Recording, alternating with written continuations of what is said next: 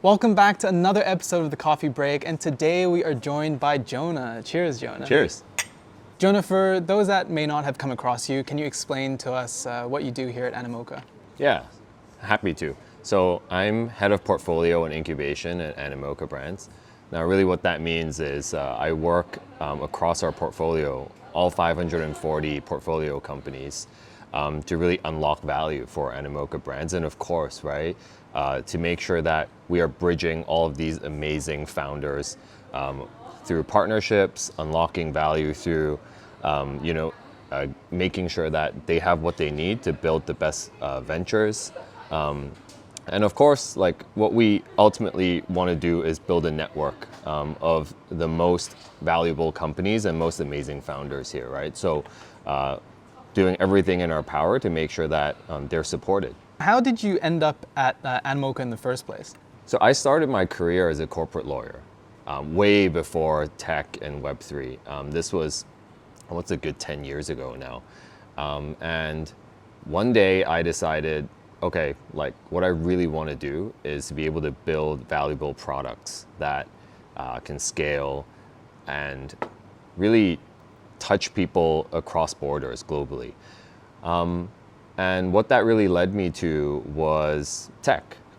Now, I decided I wanted to go all in, and I actually quit my job as a corporate lawyer.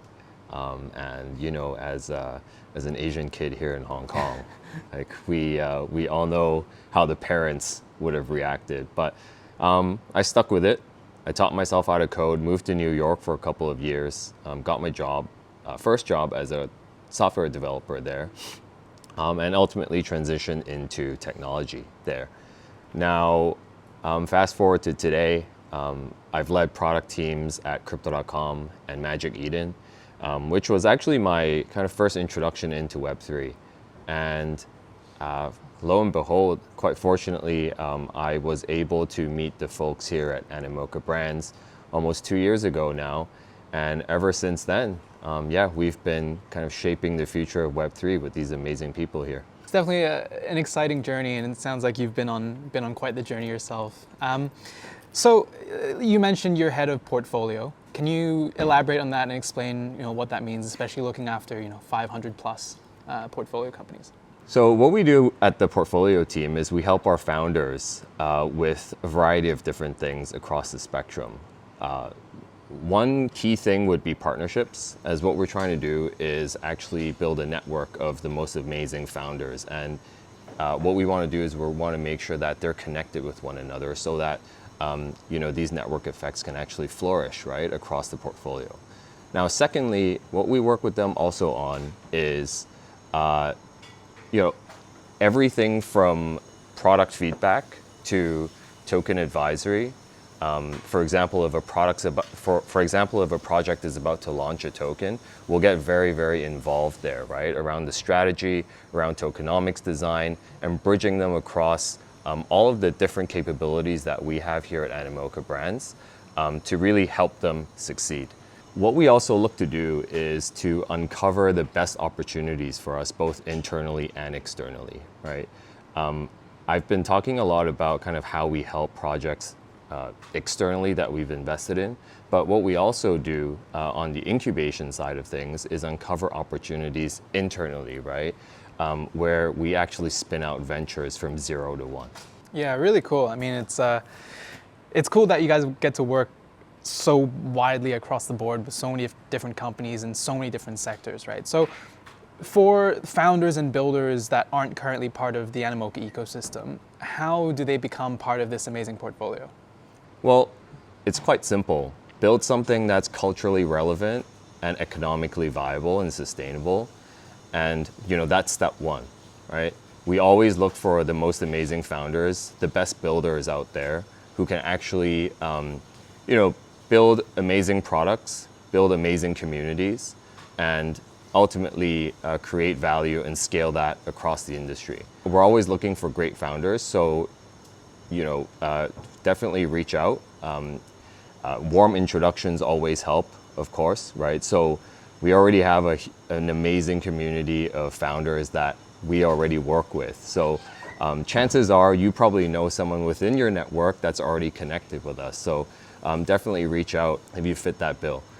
Now, really to get involved, I would say that another thing to really take note of, right, is we don't invest purely for financial returns. What we also do is we invest for strategic value as well. Right? So if you believe that your company or the project that you're working on can actually bring sustainable and strategic value to the broader portfolio here at Animoca, we'd love to hear from you. Of the companies that are part of the portfolio and projects and stuff like that, what are you sort of most excited about in the next 6 months or so? I would say that the two key areas that I'm most excited about would be one, InfoFi and how that evolves over time, and two, RWAs. Right now, why I'm so excited about InfoFi is, we've been talking about creating a tokenized attention economy for years now, and I think by this point, every builder in the space understands how important attention is, right? And how that actually drives, I would say, success in every area, right? Ranging from how well perceived and how liquid your token could be, and potentially, how many users your product might actually acquire. What we are now seeing with InfoFi is the ability for that attention economy to actually be tokenized, and what we're now seeing is a proliferation of all of these different derivative products that are now being built on top of what the OGs in the space like Kaito have pioneered, right? I'm really excited to see how these different new derivative products now kind of, how a new ecosystem now it's kind of like developing in front of our eyes. And I think InfoFi as a vertical is here to stay. These products along the way, they'll come and go. And ultimately, I'm really interested to see where we end up here. Now, when it comes to RWAs, right, the reason why I'm so drawn to the space is because it just isn't in the mainstream, but there's so much money flowing into this space from institutional investors. The institutions like BlackRock, through protocols like Ondo. Now, I think this space is going to be massive within the next 5 to 10 years. And what I'd really love to see is how these RWA protocols actually play out during the bear market. Everybody says, it's easy to get all the hype and attention during a bull market. But what happens during a bear? How do we keep users on chain? How do we keep users in Web3 during a bear market?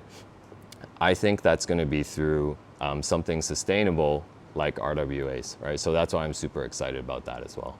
Yeah, really interesting. I personally agree. I think RWAs are fascinating, and very much when you're trying to explain sort of Web3 and the tech layer behind Web3, RWAs make so much sense, and it's definitely low-hanging fruit, and it makes sense across the board. So, Jonah, thank you so much for your time today. It's been absolutely awesome chatting to you. No, it's been a pleasure. Cheers. Guys, stay tuned as we speak to more builders and founders in the Web3 space.